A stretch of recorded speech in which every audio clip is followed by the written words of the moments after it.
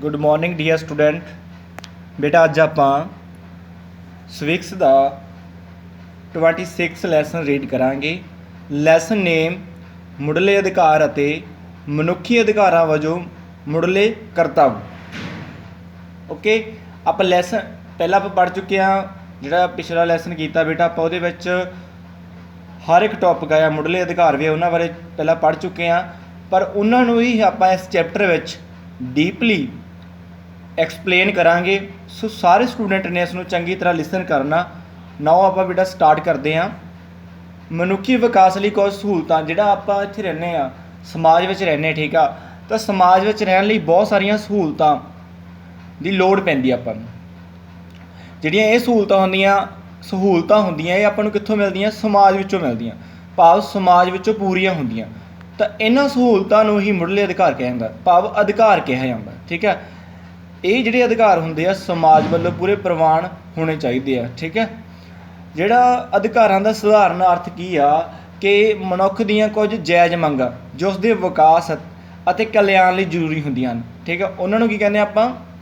अधिकार कह ਦਿੰਦੇ। ओके, इस तो होर एग्जाम्पल लैने आ। देखो बेटा ਆਪਾਂ ਗੱਲ ਕਰਦੇ ਆ, ਤੁਸੀਂ ਸਮਾਜ ਵਿੱਚ ਤੁਹਾਨੂੰ बोलण ਦੀ आज़ादी आ, ਤੁਹਾਨੂੰ ਤੁਸੀਂ ਵਧੀਆ ਐਜੂਕੇਸ਼ਨ ਪ੍ਰਾਪਤ ਕਰ ਰਹੇ ਹੋ ਬਿਨਾਂ ਕਿਸੇ ਭੇਦਭਾਵ ਦੇ।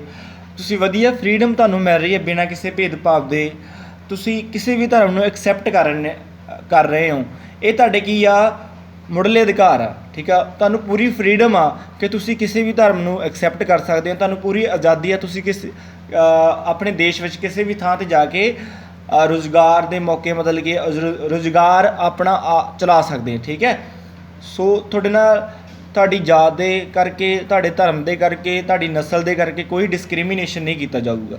ਓਕੇ, ਅਤੇ ਆਪਾਂ ਮੁੱਢਲੇ ਅਧਿਕਾਰ ਬਾਰੇ ਥੋੜ੍ਹੀ ਜਿਹੀ ਹੋਰ ਪਰਿਭਾਸ਼ਾ ਬਾਰੇ ਆਪਾਂ ਗੱਲ ਕਰਦੇ ਹਾਂ ਕਿ ਜਿਹੜੇ ਮੌਲਿਕ ਅਧਿਕਾਰ ਆ, ਮੁੱਢਲੇ ਅਧਿਕਾਰ ਉਹ ਹਨ ਜੋ ਵਿਅਕਤੀ ਦੀ ਸਰੀਰਕ, ਮਾਨਸਿਕ, ਨੈਤਿਕ, ਸੱਭਿਆਚਾਰਿਕ ਭਾਵ ਉਸਦੇ ਸਰਬਪੱਖੀ ਵਿਕਾਸ ਲਈ ਜ਼ਰੂਰੀ ਹਨ।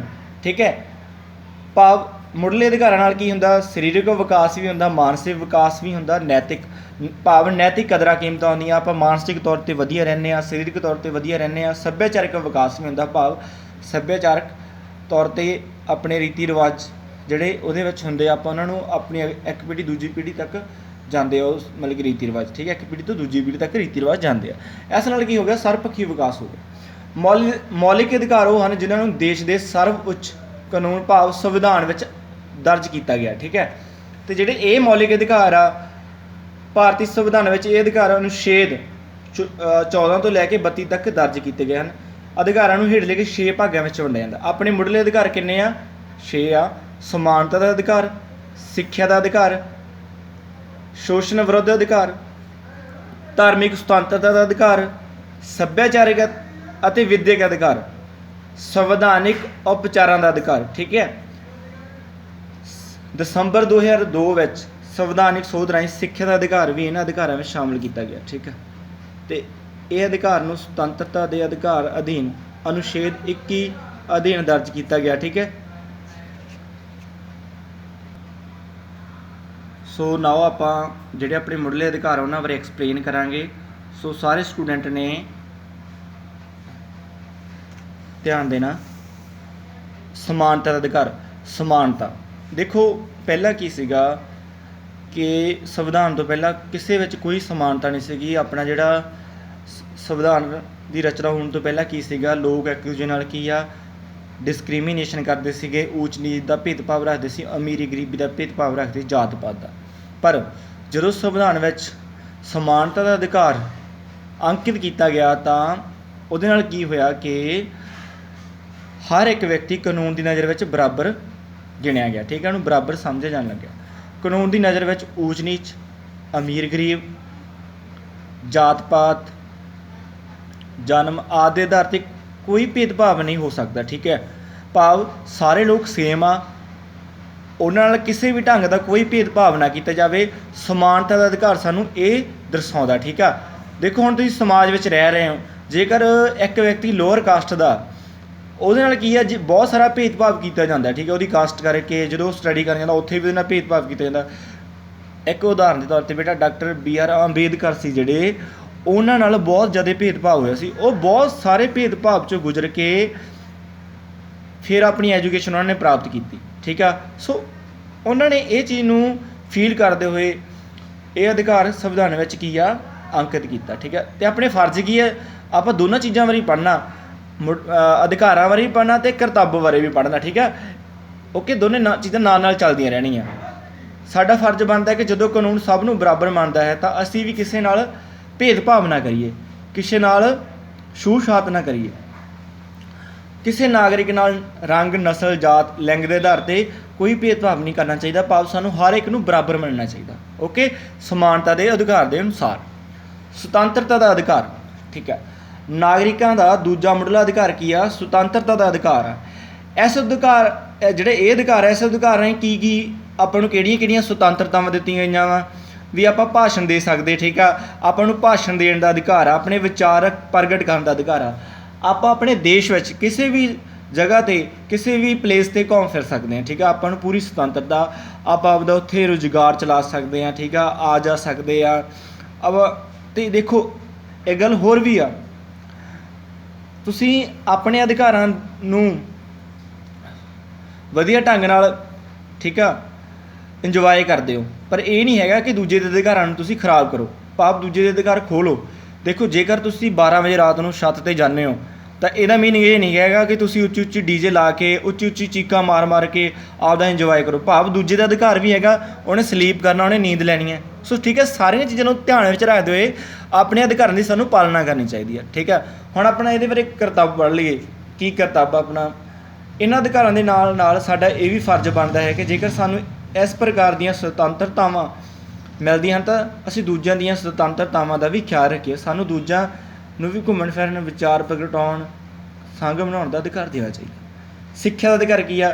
ਵੀ ਸ਼੍ਰੀ ਗੋਪਾਲ ਕ੍ਰਿਸ਼ਨ ਗੋਖਲੇ ਨੇ ਇਹ ਮਤਲਬ ਕਿ ਲੈਜਿਸਲੇਟਿਵ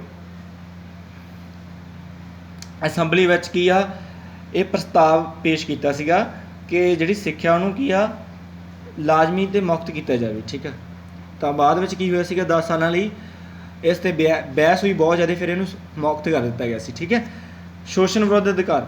ਸ਼ੋਸ਼ਣ ਵਿਰੁੱਧ ਅਧਿਕਾਰ ਵਿੱਚ ਮਨੁੱਖ ਦਾ ਵਪਾਰ ਕਰਨਾ, ਭਾਵ ਜਿਹੜੇ ਲੋਕ ਇੱਕ ਮਨੁੱਖ ਨੂੰ ਜਿੱਦਾਂ ਕਾਬੂ ਕਰ ਲੈਂਦੇ, ਠੀਕ ਆ, ਉਹਨੂੰ ਆਪਣੀ ਰਿਆਸਤ ਵਿੱਚ ਲੈ ਲੈਂਦੇ ਅਤੇ ਉਹਦਾ ਕੀ ਆ ਬਾਅਦ 'ਚ ਉਹਨੂੰ ਇੱਕ ਥਾਂ ਹੋਰ ਮਨੁੱਖ ਨੂੰ ਵੇਚ ਦਿੰਦੇ, ਠੀਕ ਆ। ਤਾਂ ਇੱਦਾਂ ਵੀ ਚੱਲਦਾ ਰਹਿੰਦਾ। ਵੇਤਨ ਦਿੱਤੇ ਬਿਨਾਂ ਕੰਮ ਕਰਾਉਣਾ, ਭਾਵ ਜੇ ਆਪਾਂ ਕੰਮ ਕਰਨ ਲਈ ਕਿਸੇ ਨੂੰ ਰੱਖ ਲੈਂਦੇ, ਠੀਕ ਆ, ਜੇਕਰ ਆਪਾਂ ਉਹਨੂੰ ਤਨਖਾਹ ਨਾ ਦਿੱਜੇ ਤਾਂ ਆਪਾਂ ਉਹਦਾ ਸ਼ੋਸ਼ਣ ਕਰਦੇ, ਠੀਕ ਆ। ਉਹਨਾਂ ਤੋਂ ਜ਼ਬਰਦਸਤੀ ਕੰਮ ਕਰਵਾਉਣੇ ਆ, ਠੀਕ ਆ, ਭਾਵ ਉਹਨਾਂ ਨੂੰ ਕੋਈ ਮਜ਼ਦੂਰੀ ਦਿੰਦੇ, ਉਹਨਾਂ ਨੂੰ ਕੁੱਟਦੇ ਮਾਰਦੇ ਉਹਨਾਂ ਤੋਂ ਕੰਮ ਕਰਵਾਉਣੇ ਆ। ਤਾਂ ਇਹ ਜਿਹੜਾ ਅਧਿਕਾਰ ਹੈ, ਜੇਕਰ ਤੁਹਾਨੂੰ ਕੋਈ ਜ਼ਬਰਦਸਤੀ ਤੁਹਾਡੇ ਤੋਂ ਕੰਮ ਕਰਵਾ ਰਿਹਾ, ਤੁਹਾਨੂੰ ਕੋਈ ਤਨਖਾਹ ਨਹੀਂ ਦੇ ਰਿਹਾ, ਤਾਂ ਤੁਸੀਂ ਇਸ ਰਾਈਟਸ ਦੇ ਅਨੁਸਾਰ ਕੀ ਆ, ਤੁਸੀਂ ਉਹਨੂੰ, ਇਹ ਤੁਹਾਡਾ ਅਧਿਕਾਰ ਆ, ਤੁਸੀਂ ਉਹਨੂੰ ਸਜ਼ਾ ਦਿਵਾ ਸਕਦੇ ਆ, ਠੀਕ ਹੈ। ਅਤੇ ਸਾਡਾ ਕਰਤੱਵ ਕੀ ਆ ਕਿ ਸਾਨੂੰ ਜਿਹੜਾ ਵਿਅਕਤੀ ਕੰਮ ਕਰ ਰਿਹਾ ਉਹਨੂੰ ਪੂਰੀ ਪੇ ਦੇਣੀ ਚਾਹੀਦੀ ਹੈ, ਠੀਕ ਆ। ਅਤੇ ਉਹਦੇ ਨਾਲ ਸਾਨੂੰ ਕੋਈ ਭੇਦਭਾਵ ਨਹੀਂ ਕਰਨਾ ਚਾਹੀਦਾ, ਨਾ ਉਹਦੇ ਰੰਗ ਕਰਕੇ, ਨਾ ਉਹਦੀ ਨਸਲ ਕਰਕੇ, ਨਾ ਉਹਦੀ ਜਾਤ ਕਰਕੇ। ਧਾਰਮਿਕ ਸੁਤੰਤਰਤਾ ਦਾ ਅਧਿਕਾਰ ਸਭ ਤੋਂ ਮਹੱਤਵਪੂਰਨ ਅਧਿਕਾਰ ਧਾਰਮਿਕ ਦਾ ਅਧਿਕਾਰ, ਧਰਮ ਦਾ ਅਧਿਕਾਰ ਹੈ। ਇਹ ਅਧਿਕਾਰ ਸਭ ਨੂੰ ਕੋਈ ਧਰਮ ਅਪਣਾਉਣ, ਕੋਈ ਵੀ ਵਿਅਕਤੀ ਕਿਸੇ ਵੀ ਧਰਮ ਨੂੰ ਮੰਨ ਸਕਦਾ, ਠੀਕ ਆ, ਪ੍ਰਚਾਰ ਕਰ ਸਕਦਾ ਕਿਸੇ ਵੀ ਧਰਮ ਦਾ, ਠੀਕ ਆ, ਵਧੀਆ ਢੰਗ ਨਾਲ ਕਿਸੇ ਵੀ ਧਰਮ ਨੂੰ ਮੰਨ ਸਕਦਾ। ਸੋ ਕੋਈ ਵੀ ਵਿਅਕਤੀ ਕਿਸੇ ਵੀ ਧਰਮ ਨੂੰ ਆਪਣੀ ਫਰੀਡਮ ਦੇ ਅਨੁਸਾਰ, ਆਪਣੀ ਇੱਛਾ ਦੇ ਅਨੁਸਾਰ ਮੰਨ ਸਕਦਾ, ਠੀਕ ਹੈ। ਜੋ ਉਹਦੇ ਅੰਦਰ ਇੱਛਾ ਪੈਦਾ ਹੁੰਦੀ ਵੀ ਮੈਂ ਆਹ ਧਰਮ ਨੂੰ ਮੰਨਣਾ, ਠੀਕ ਹੈ, ਉਹਦਾ ਪ੍ਰਚਾਰ ਕਰ ਸਕਦਾ, ਧਾਰਮਿਕ ਜਿਹੜੇ ਸਥਾਨ ਆ ਉਹ ਬਣਾ ਸਕਦਾ, ਠੀਕ ਹੈ, ਉਹਨੂੰ ਪੂਰਾ ਆਜ਼ਾਦੀ ਆ, ਠੀਕ ਹੈ। ਸਾਡਾ ਕਰਤੱਵ ਬਣਦਾ ਕਿ ਅਸੀਂ ਜਿਹੜੇ ਵਿਅਕਤੀ ਕਿਸੇ ਵੀ ਧਰਮ ਨੂੰ ਮੰਨਿਆ, ਸਾਨੂੰ ਉਹਦੇ ਵਿੱਚ ਅੜਿੱਕਾ ਨਹੀਂ ਬਣਨਾ ਚਾਹੀਦਾ, ਠੀਕ ਹੈ। ਅਤੇ ਕਿਸੇ ਵੀ ਧਾਰਮਿਕ ਜਿਹੜੇ ਸਥਾਨ ਆ ਉਹਨਾਂ ਦਾ ਅਪਮਾਨ ਨਹੀਂ ਕਰਨਾ ਚਾਹੀਦਾ। ਸਾਡਾ ਫਰਜ਼ ਬਣਦਾ ਕਿ ਅਸੀਂ ਸਾਰੇ ਧਰਮ ਦਾ ਸਤਿਕਾਰ ਕਰੀਏ, ਓਕੇ। ਸੱਭਿਆਚਾਰਕ ਅਤੇ ਵਿੱਦਿਅਕ ਅਧਿਕਾਰ, ਜਿਹੜਾ ਇਹ ਅਧਿਕਾਰ ਆ, ਇਸ ਅਧਿਕਾਰ ਦੇ ਅਨੁਸਾਰ ਕੀ ਆ ਕਿ ਹਰ ਇੱਕ ਵਿਅਕਤੀ ਆ ਜਿਹੜਾ ਉਹ ਕਿਸੇ ਵੀ ਖਿੱਤੇ ਨਾਲ, ਕਿਸੇ ਵੀ ਇਲਾਕੇ ਨਾਲ ਸੰਬੰਧ ਰੱਖਦਾ, ਕਿਉਂਕਿ ਆਪਣਾ ਦੇਸ਼ ਕੀ ਆ, ਆਪਣਾ ਭਿੰਨਤਾਵਾਂ ਵਾਲਾ ਦੇਸ਼ ਆ, ਠੀਕ ਆ। ਇਸ ਵਿੱਚ ਬਹੁਤ ਸਾਰੀਆਂ ਭਾਸ਼ਾਵਾਂ, ਬਹੁਤ ਸਾਰੀਆਂ ਲਿਪੀਆਂ, ਬਹੁਤ ਸਾਰੇ ਸੱਭਿਆਚਾਰ ਆ, ਠੀਕ ਆ। ਤਾਂ ਹਰ ਇੱਕ ਜਿਹੜਾ ਕਬੀਲਾ, ਹਰ ਇੱਕ ਜਿਹੜਾ ਰਾਜ ਆ ਉਹ ਆਪਣੇ ਕੀ ਆ ਸੱਭਿਆਚਾਰ ਨੂੰ ਕੀ ਹੈ ਸੰਭਾਲ ਕੇ ਸੁਰੱਖਿਅਤ ਰੱਖ ਸਕਦਾ, ਠੀਕ ਹੈ, ਆਪਣੀ ਵਿਰਾਸਤ ਨੂੰ ਸੰਭਾਲ ਕੇ ਰੱਖ ਸਕਦਾ। ਅਤੇ ਸਰਕਾਰੀ ਵਿੱਦਿਅਕ ਸੰਸਥਾ ਵਿੱਚ ਕਿਸੇ ਨੂੰ ਵੀ ਰੰਗ, ਨਸਲ, ਜਾਤ, ਧਰਮ ਦੇ ਆਧਾਰ 'ਤੇ ਦਾਖਲਾ ਦੇਣ ਤੋਂ ਇਨਕਾਰ ਨਹੀਂ ਕੀਤਾ ਜਾ ਸਕਦਾ।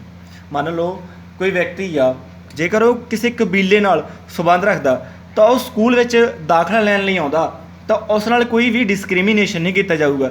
ਜੇਕਰ ਕੋਈ ਸਕੂਲ ਉਸ ਨੂੰ ਦਾਖਲਾ ਨਹੀਂ ਦਿੰਦਾ, ਐਡਮਿਸ਼ਨ ਨਹੀਂ ਦਿੰਦਾ, ਤਾਂ ਉਹ ਕੀ ਆ ਇਸ ਅਧਿਕਾਰ ਦੇ ਅਨੁਸਾਰ ਉਹਨਾਂ 'ਤੇ ਕੀ ਆ ਆਪਣਾ ਮੁਕੱਦਮਾ ਚਲਾ ਸਕਦਾ ਅਤੇ ਐਡਮਿਸ਼ਨ ਲੈ ਸਕਦਾ।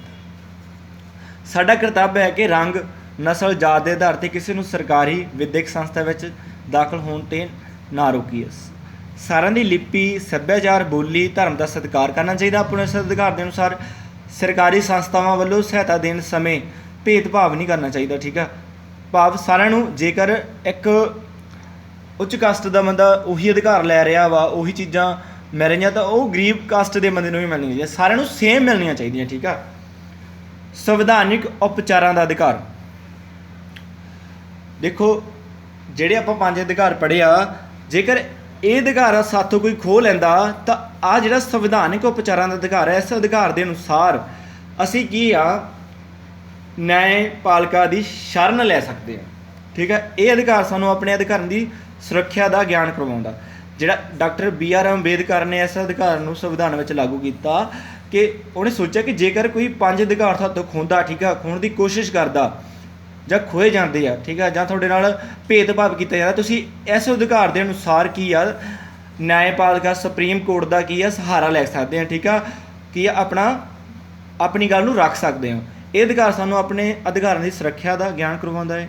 ਇਸ ਅਧਿਕਾਰ ਵਿੱਚ ਇਹ ਅੰਕਿਤ ਕੀਤਾ ਗਿਆ ਕਿ ਤੁਸੀਂ ਸੰਵਿਧਾਨਿਕ ਤੌਰ 'ਤੇ ਕਿਸੇ ਦੇ ਅਧਿਕਾਰ ਨਹੀਂ ਖੋਹ ਸਕਦੇ, ਠੀਕ ਆ। ਭਾਵ ਤੁਸੀਂ ਕਿਸੇ ਦਾ ਕੋਈ ਅਧਿਕਾਰ ਨਹੀਂ ਖੋਹ ਸਕਦੇ। ਹਰ ਇੱਕ ਨੂੰ ਫਰੀਡਮ, ਹਰ ਇੱਕ ਨੂੰ ਸਮਾਨਤਾ ਦਾ ਅਧਿਕਾਰ ਪ੍ਰਾਪਤ ਆ। ਹਰ ਇੱਕ ਕੋਈ ਵਿਅਕਤੀ ਕਿਸੇ ਵੀ ਧਰਮ ਨੂੰ ਅਪਣਾ ਸਕਦਾ, ਉਹਨੂੰ ਕੋਈ ਇਹ ਨਹੀਂ ਕਰ ਸਕਦਾ ਕਿ ਤੂੰ ਇਸ ਧਰਮ ਨੂੰ ਅਪਣਾ, ਠੀਕ ਹੈ। ਸੋ ਇਸ ਅਧਿਕਾਰ ਦੇ ਅਨੁਸਾਰ ਤੁਸੀਂ ਸ਼ਿਕਾਇਤ ਆਪਣੀ ਗੱਲ ਨੂੰ ਰੱਖ ਸਕਦੇ ਹੋ। ਕਿਸੇ ਵੀ ਵਿਅਕਤੀ ਦੇ ਅਧਿਕਾਰਾਂ ਦੀ ਉਲੰਘਣਾ ਹੋਣ 'ਤੇ ਉਹ ਨਿਆਂਪਾਲਿਕਾ ਦੀ ਸ਼ਰਨ ਲੈ ਸਕਦਾ ਹੈ, ਸੁਪਰੀਮ ਕੋਰਟ ਦੀ ਲੈ ਸਕਦਾ ਹੈ। ਇਸ ਲਈ ਹਰ ਅਧਿਕਾਰ ਨਾਲ ਸਾਡੇ ਮਨੁੱਖੀ ਕਰਤੱਵ ਜੁੜੇ ਹੋਏ ਆ। ਸੋ ਬੇਟਾ ਆਈ ਹੋਪ ਕਿ ਤੁਹਾਨੂੰ ਚੰਗੀ ਤਰ੍ਹਾਂ ਸਮਝ ਲੱਗ ਗਿਆ ਹੋਵੇਗਾ। ਸੋ ਬੇਟਾ ਥੈਂਕ ਯੂ, ਅਤੇ ਨੈਕਸਟ ਆਪਾਂ ਅਗਲੀ ਵੀਡੀਓ 'ਚ ਲੈਸਨ ਸਾਰਾ ਕੰਪਲੀਟ ਕਰ ਦਾਂਗੇ। ਓਕੇ ਬੇਟਾ, ਥੈਂਕ ਯੂ।